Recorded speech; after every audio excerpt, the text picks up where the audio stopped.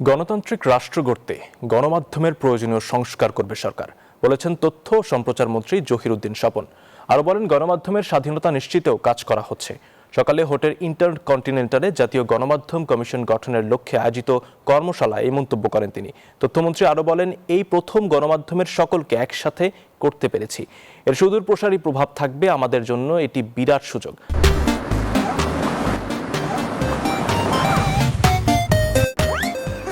আর সরকার সমন্বয়কারীর দায়িত্ব পালন করবে।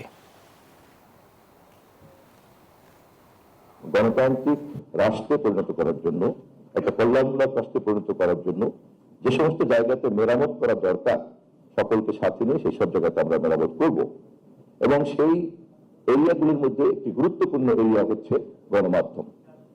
এবং সেক্ষেত্রে আমরা বলে রেখেছি যে আমরা গণমাধ্যমের স্বাধীনতাকে নিশ্চিত করব এবং সেই লক্ষ্যে আপনাদের সকলকে সাথে নিয়ে আমরা পথ চলব।